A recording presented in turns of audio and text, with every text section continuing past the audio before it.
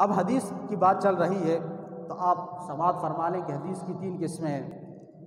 ابتداً ایک حدیث قولی ہے، ایک حدیث فعلی ہے، ایک حدیث تقریری ہے۔ اب ان کی تعریفات بھی سن لیں۔ حدیث قولی کہتے ہیں کہ قال قال رسول اللہ صلی اللہ علیہ وسلم، یعنی حضور نے یہ فرمایا، حضور نے یہ فرمایا، اس کو کیا بولتے ہیں؟ حدیث قولی۔ قول معنی کہنا۔ حدیث فعلی کیا ہے کہ وہ بات کہ جو حضور نے خود فرمائی ہو، کان رسول اللہ صلی اللہ علیہ وسلم، حضور نے یوں فرمایا، یعنی حضور نے اس طرح نماز پڑھی، حضور نے اس طرح مسواک کیا، حضور نے یہ پاجامہ پہنا، حضور نے یہ کپڑے پہنے، حضور نے یہ امامہ باندھا، یہ فعل ہے حضور کے، اس کو حدیث فعلی کہا جاتا ہے۔ اب یہ تمہیدی کلمات آپ ذہن میں رکھیے گا، آگے چل کر ابھی آپ کو بات سمجھ میں آئے گی۔ تیسری قسم حدیث کی ہے حدیث جو ہے تقریری۔ حدیث تقریری وہ ہوتی ہے کہ جو حضور کے سامنے کوئی کام کیا جائے اور حضور خاموش رہے، اس پر رضامندی کا اظہار فرمائے۔ بہت سارے کام حضور کے زمانے میں حضور کے سامنے کیے گئے، حضور اس پر خاموش رہے، اور وہ بھی حدیث ہے، گویا کہ حضور اس پر راضی ہیں، اس کو حدیث تقریری کہتے ہیں۔ اب آتے ہیں اصل بات کی طرف۔ ان تینوں احادیث مبارکہ سے حضرت ابوبکر صدیق رضی اللہ تعالیٰ عنہ کی افضلیت ثابت ہے، حدیث قولی سے بھی، حدیث فعلی سے بھی، اور حدیث تقریری سے بھی۔ حدیث مبارکہ کی طرف چلتے ہیں۔ حضرت ابو موسیٰ اشعری رضی اللہ تعالیٰ عنہ کی حدیث مبارکہ ہے کہ جب نبی اکرم صلی اللہ علیہ وسلم کی زندگی کے آخری ایام آئے، جب 3 دن آخری ایام تھے، جب آپ کی مرض بڑھ گئی، آپ نے فرمایا کہ مروا ابا بکر فلیصلی بالناس، کہ ابو بکر کو حکم دو کہ وہ لوگوں کو نماز پڑھائے۔ اب آپ دیکھیں نماز کیا ہے؟ نماز روحانیت ہے نا، اور کیا ہے؟ نماز سیاست تو نہیں ہے، نماز کیا ہے؟ بولے، روحانیت ہے۔ اب وہ لوگ جو کہتے ہیں کہ حضور کے سیاسی خلیفہ تو ابو بکر ہیں لیکن روحانی خلیفہ علی ہیں، اب ان کی تردید ہے اس حدیث مبارکہ کے اندر۔ حضور نے فرمایا کہ مروا ابا بکر، ابو بکر کو حکم دو کہ وہ لوگوں کو نماز پڑھائے۔ حضرت عائشہ نے کہا یا رسول اللہ، میرے والد رقیق القلب ہیں، نرم دل والے ہیں، وہ آپ کے مصلی امامت پر کھڑے نہ ہو سکیں گے۔ حضور نے فرمایا کہ پھر فرمایا مروا ابا بکر، ابو بکر کو حکم دو کہ وہ لوگوں کو نماز پڑھائے۔ حضرت عائشہ نے پھر یہی الفاظ کہے، پھر تیسری مرتبہ حضور نے یہی فرمایا، اور فرمایا کہ عائشہ خاموش ہو جاؤ، تم جو ہے وہ مصر کے عورتوں کی طرح ہو، یہ الگ بات ہے۔ اور پھر فرمایا کہ پھر حضرت ابوبکر صدیق رضی اللہ تعالیٰ عنہ کو جب حکم دیا گیا، آپ نے مصلی امامت پر کھڑے ہو کر 3 دن تک 17 نمازیں حضور کی موجودگی کے اندر پڑھائی ہیں۔ 17 نمازیں حضور کی موجودگی کے اندر کس نے پڑھائی ہیں؟ حضرت ابوبکر صدیق رضی اللہ تعالیٰ عنہ کی ذات مبارکہ نے۔ یعنی جمعہ کا دن بھی پوری نمازیں، پھر ہفتے کا دن، پھر اتوار کا دن، کتنی نمازیں ہو گئی؟ اور جمعرات کی آخری، یعنی جمعے کی جو رات تھی، عشاء کی نماز بھی انہوں نے پڑھائی تھی، اور پھر پیر والے دن صبح کی نماز میں حضرت ابوبکر صدیق نے پڑھائی، اور پھر اسی دن پیر والے دن حضور کا وصال ہوا۔ تو 17 نمازیں حضور کی موجودگی میں حضرت صدیق اکبر رضی اللہ تعالیٰ نے مصلی امامت پر کھڑے ہو کر ادا کی، اور لوگوں کو صحابہ کرام نے آپ کی اتباع کے اندر وہ نمازیں پڑھی۔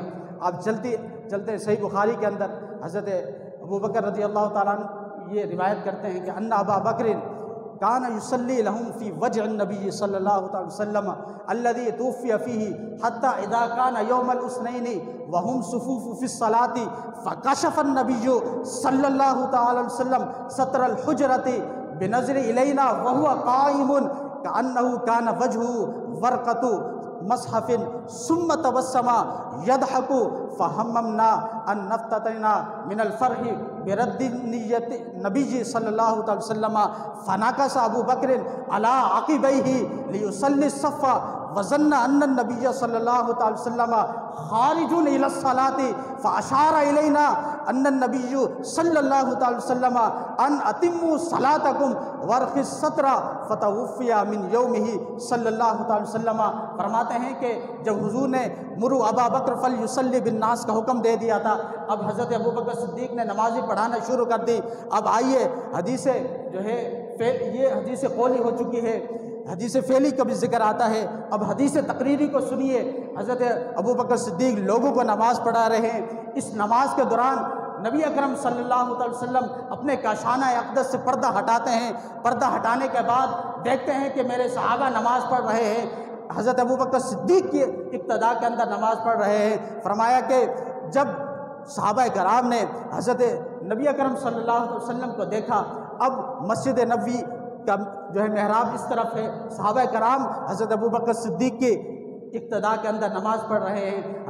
نبی اکرم صلی اللہ علیہ وسلم کا کاشانہ اقدس اس طرف ہے، آپ نے پردہ اٹھایا تو دیکھیں اب ایمان صحابہ دیکھیں کہ وہ لوگ اس حدیث سے سبق حاصل کریں۔ صحیح بخاری کی حدیث ہے کہ وہ لوگ جو یہ بکواس کرتے ہیں کہ جو نماز کے اندر اگر حضور کا خیال آ جائے تو نماز ٹوٹ جاتی ہے، اب ایمان صحابہ دیکھیں کہ تمام صحابہ کرام قبلہ کی طرف منہ کر کے نماز پڑھ رہے ہیں۔ ادھر حضور نبی اکرم صلی اللہ علیہ وسلم نے اپنا کاشانہ اقدس کا پردہ اٹھایا، تمام صحابہ کرام حضور کے چہرے انور کی طرف تکنے لگ گئے، حضور کے چہرے انور کی طرف جو ہے دیکھنے لگ گئے، اور فرمایا کہ ہم اتنے خوش ہوئے کہ کہیں ہم فتنے کے اندر مبتلا نہ ہو جائیں، یعنی ہم اپنے کہیں نماز ہی نہ چھوڑ دیں۔ اور حضور کا چہرہ انور اس طرح چمک رہا تھا جس طرح کہ کھلا ہوا قرآن چمک رہا ہو۔ صحابہ کرام اب یہ بیان کر رہے ہیں نماز چھوڑ دی، اب نماز سے سارے صحابہ کرام اس طرف پھر گئے۔ حضرت ابوبکر صدیق کی توجہ بھی حضور کی طرف چلی گئی، صحابہ کرام کی توجہ بھی حضور کی طرف چلی گئی۔ اب یہ نماز ہو رہی ہے، یہ نماز اللہ کی پڑھی جا رہی ہے، لیکن اتباع کس کی ہو رہی ہے؟ وہ رسول اکرم صلی اللہ علیہ وسلم کی ہو رہی ہے۔ نبی اکرم صلی اللہ علیہ وسلم نے جب صحابہ کرام کو دیکھا آپ خوش ہوئے، اور حضرت ابوبکر صدیق مصلی امامت سے پیچھے جانے لگے، علی عقبیہ اپنی ایڑیوں کے بل پیچھے آنے لگے۔ حضور نے اشارہ فرما دیا کہ ابوبکر ٹھہرے رہو، اپنی نماز کو مکمل کر لو۔ حضرت ابوبکر صدیق رضی اللہ تعالیٰ عنہ پھر آگے بڑھ گئے۔ اب یہ سارے کام نماز کے اندر ہو رہے ہیں، عمل کثیر ہو گیا۔ آج کے اگر مولوی ہوتے تو یہ فتویٰ جاری کرتے کہ نماز ختم ہو چکی ہے، نماز ٹوٹ چکی ہے، عمل کثیر ہو گیا، لیکن صحابہ کرام اس حدیث کے راوی ہیں، صحابہ کرام یہ خود عمل کر رہے ہیں۔ فرماتے ہیں کہ ابوبکر صدیق رضی اللہ تعالیٰ عنہ پھر آگے بڑھ گئے، اور حضور نبی اکرم صلی اللہ علیہ وسلم نے اپنے کاشانہ اقدس کا پردہ ہٹا دیا اور فرمایا کہ ان اتموا صلاتکم، یہ نہیں فرمایا حضور نے کہ تمہاری نمازیں ضائع ہو گئی، تم نے اپنا چہرہ قبلہ سے پھیر لیا ہے تو تمہاری نماز ٹوٹ چکی ہے، نہیں، فرمایا کہ تم نے اتباع رسول کی ہے، تم نے نماز کی حالت کے اندر رسول اللہ صلی اللہ علیہ وسلم کی پیروی کی ہے۔ فرمایا کہ تمہاری نماز ٹوٹی نہیں ہے، جہاں سے تم نے نماز چھوڑی ہے اسی سے وہاں آگے جو ہے مکمل کر لو نماز تم۔ فرمایا ان اتموا صلاتکم، تم نماز اپنی مکمل کر لو، تمہاری نماز ٹوٹی نہیں ہے اور تمہاری نماز فاسد نہیں ہوئی ہے۔ اس حدیث مبارکہ سے یہ بھی بات معلوم ہوئی ہے کہ حضور کی اتباع کے اندر، حضور کی فرما برداری کے اندر، حضور کی محبت کے اندر جتنی بھی جو ہے آپ اس کے اندر غلو کریں، جتنی بھی آپ کثرت کریں، اس کے اندر نہ اللہ کی ناراضگی آئے گی نہ رسول اللہ کی ناراضگی آئے گی، بلکہ اللہ بھی راضی ہوں گے، رسول اللہ بھی راضی ہوں گے۔ ٹائم چونکہ اوپر جا رہا ہے، میں اپنی بات کو اختتام کی طرف لاتا ہوں۔ تو یہ حدیث تقریری ہو گئی آپ کے سامنے کہ حضور کے سامنے حضرت ابوبکر صدیق نے نمازیں پڑھائی اور حضور نے اس پر رضامندی کا بھی اظہار فرمایا۔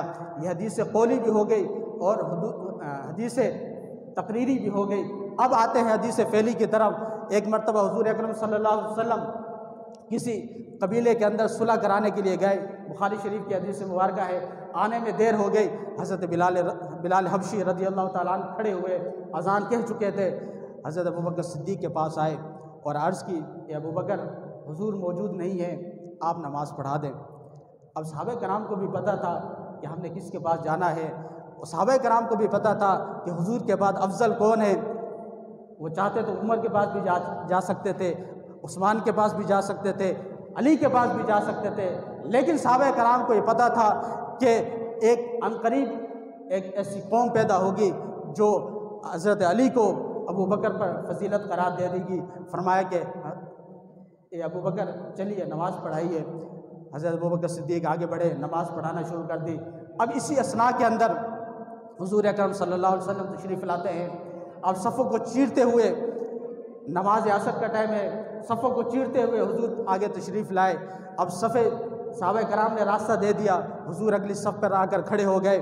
اب صحابہ کرام نے جو ہے اپنی ہتھیلی پر ہتھیلی مارنا شروع کر دی، اور حضرت ابوبکر صدیق کا یہ معمول تھا کہ آپ نماز کی حالت میں مستغرق رہتے، کسی اور جانب توجہ نہ دیتے۔ جب تالیوں کی آواز زیادہ ہو گئی، حضرت ابوبکر صدیق نے اپنی ان آنکھوں کے کناروں سے پیچھے مڑ کر دیکھا۔ پیچھے جب دیکھا تو حضور کھڑے ہیں۔ آپ پیچھے جانے لگے۔ جب پیچھے جانے لگے تو حضور نے فرمایا کہ رک جاؤ، نماز مکمل کرو۔ حضرت ابوبکر صدیق رضی اللہ تعالیٰ عنہ نے اپنے ہاتھ اٹھا لیے اور دعا کی، اور پھر جو ہے واپس پلٹ آئے۔ اب یہ دیکھیں، یہ سارا معاملہ بھی نماز کی حالت کے اندر ہو رہا ہے۔ صحابہ کرام اپنی جگہوں سے ہٹ رہے ہیں، حضور تشریف لا چکے ہیں۔ اب حضرت ابوبکر صدیق پیچھے بڑھے، پھر آگے بڑھے، اور پھر نماز کی حالت میں دعا کے لیے ہاتھ اٹھا دیے۔ حضور نے فرمایا کہ نماز کو مکمل کرو۔ انہوں نے دعا کی اور پھر پیچھے پلٹ آئے، اور پھر حضور آگے چلے گئے۔ اب آپ دیکھیں کہ وہ کائنات کے اندر وہ منظر بھی آسمان نے دیکھا کہ جب مصلی امامت پر امام تبدیل ہو رہا ہے، اور ایک ایسا وقت بھی آیا کہ اس مصلی امامت پر کوئی امام نہیں تھا۔ حضرت ابوبکر صدیق بھی پیچھے چلے گئے۔ ابھی تک حضور آگے تشریف فرما آ رہے تھے، ابھی مصلی امامت خالی تھا۔ وہ منظر بھی جو ہے آسمان نے دیکھا کہ وہ تاریخ کے اندر منظر آیا کہ جب مصلی امامت خالی تھا لیکن پھر بھی نماز جاری تھی، نماز کے اندر کوئی خلل نہیں آیا۔ حضور آگے بڑھے، نماز کو مکمل کی۔ نماز مکمل کرنے کے بعد پوچھتے ابو بکر تمہیں کس چیز نے منع کیا تھا کہ تم نماز کو مکمل نہ کرتے؟ حضرت ابوبکر صدیق نے عرض کی یا رسول اللہ، ابو قحافہ کے بیٹے کی کیا مجال کہ آپ کے سامنے کھڑے ہو کر جو ہے نماز پڑھائے۔ فرمایا کہ تم نے ہاتھ کیوں اٹھائے؟ فرمایا کہ میں نے دعا کی کہ اللہ کے رسول نے مجھے اس قابل سمجھا ہے کہ اپنے مصلی پر کھڑے ہونے کا حکم دیا ہے۔ اور یہ دیکھیں، یہ حدیث فعلی ہے، یعنی حضور نے خود حضرت ابوبکر صدیق کے پیچھے نماز پڑھی۔ اب تینوں حدیث مبارکہ سے یہ بات ثابت ہو چکی ہے کہ حدیث قولی سے بھی، حدیث فعلی سے بھی، حدیث تقریری سے بھی، کہ حضرت ابوبکر صدیق رضی اللہ تعالیٰ عنہ کی ذات گرامی نبی اکرم صلی اللہ تعالی وسلم کے بعد، انبیاء کے بعد، مرسلین کے بعد سب سے افضل و اعلیٰ ہے اس امت کے اندر۔ تو اس وجہ سے اس بات پر 1400 سال سے اجماع چلا آ رہا ہے۔ اور جو شخص حضرت علی رضی اللہ تعالیٰ عنہ کو، ان کی بہت فضیلتیں ہیں حضرت علی رضی اللہ تعالیٰ عنہ کی، یہاں بات افضلیت کی چل رہی ہے، اور مطلقاً افضلیت جو ہے مانی جائے گی اہل سنت کے اندر۔ اور فرمایا کہ جو اس عقیدے سے پھرے گا وہ اہل سنت سے خارجی ہے، وہ رافضی ہے، تفضیلی ہے، ناسبی ہے، جو حضرت علی رضی اللہ تعالیٰ عنہ کو حضرت ابوبکر صدیق پر افضل قرار دے اور حضرت شیخین کو گالیاں دے معاذ اللہ۔ اس وجہ سے یہ بات ثابت ہو چکی ہے روز روشن کی طرح۔ ان دلائل کو اپنے سامنے رکھیں، اور جہاں کہیں بھی آپ کو یہ فتنہ نظر آئے آپ اس فتنے کی سرکوبی کریں، اور یہ دلائل ان کے سامنے رکھیں۔ آپ کو میں نے سارے دلائل جو ہے صحیح بخاری سے دیے ہیں، جامع ترمذی سے دیے ہیں، اور سیاستہ کی معتبر کتابوں سے دیے ہیں۔ اگر آپ نے ان دلائل کو یاد رکھا تو انشاءاللہ تبارک و تعالی آپ ان فتنوں کا شکار نہیں ہوں گے۔ یہ فتنے بہت تیزی سے، تفضیلیت خاص کر بہت تیزی سے پھیل رہی ہے اہل سنت کے اندر، اور علماء اہل سنت کچھ ایسے ہیں کہ جو اب تفضیلیت کی طرف بڑھ چکے ہیں۔ تو خدا را ایسے لوگوں کو اپنے صفوں کے اندر پہچانے، اور ایسے لوگوں کو اپنے اسٹیج پر نہ آنے دے کہ جو تفضیلی ہو چکے ہیں۔ انہی لوگوں کو اسٹیج پر لائیں جو خالصتاً عقیدہ اہل سنت رکھنے والے ہیں۔ اللہ رب العزت ہم سب کا حامی و ناصر ہو۔ اللہ تبارک و تعالی ہمارے عقیدوں کی حفاظت فرمائے۔ ٹائم کافی اوپر ہو چکا ہے۔ اللہ تبارک و تعالی ہمارا یہاں بیٹھنا سننا اپنی بارگاہ میں قبول و منظور فرمائے۔ آمین بجاہ النبی الامین۔